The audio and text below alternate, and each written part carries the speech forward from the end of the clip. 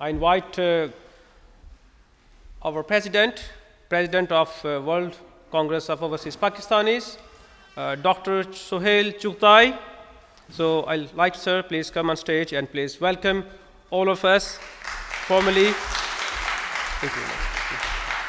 Thank you. Thank you, Khan Sahab. I really want to welcome you from the core of my heart. It's a very, very special evening that we have a multi-faith gathering.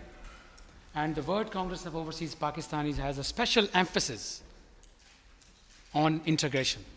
We, in fact, base our core values on integration of Pakistani diaspora in Britain. And this function is a reflection, a part of a journey. It's not the end, it's the beginning of the journey. I welcome the representation from Pakistan High Commission, the very Honorable Dr. Israr Hussain, the Minister for Community Affairs. And I also am thankful to the Bishop of Edmonton to really give the permission to let us be together here in the spirit of celebrating Christmas as a function we respect, as an occasion we Muslims respect very much.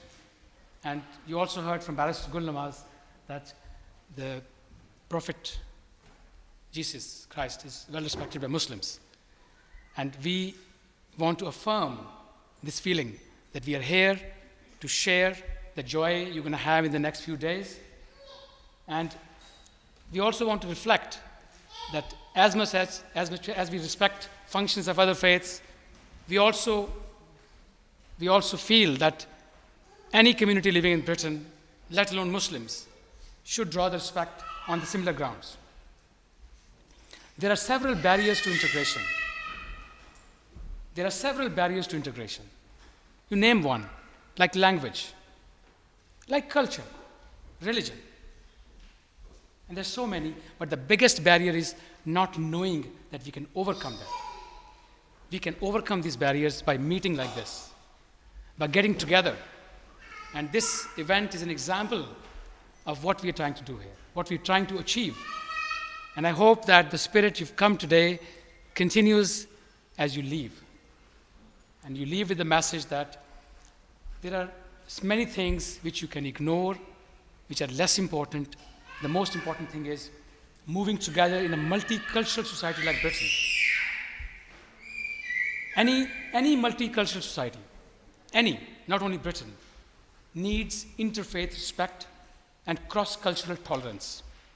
And that works best if that's both ways. One way reflection of that will be incomplete. So I want to quote Sir John Wales. He was the mayor of Newham back in 2013. I think he's still the mayor. I'm not sure of that. He applied integration policy by taking off the translators from Newham Council, by removing the multi-ethnic newspapers from the council. At the same time, he stopped funding the single community functions. It was a good move with a good intent, but it felt like enforcing integration. We want to encourage integration.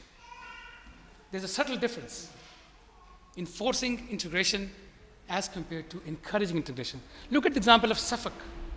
They had 700 Polish immigrants taken from the benefits, off into full-time jobs by integration through a very thoughtful philosophy, by upskilling them, by giving them social means to integrate, by teaching them the language.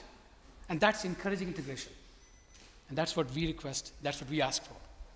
And we want to contribute, we want to step together, and I don't want to give you figures here, but I can tell you one thing, that Pakistanis are willing to integrate. Look at the political system.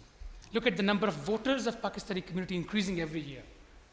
Look at the number of councillors increasing, the professionals, the labor force.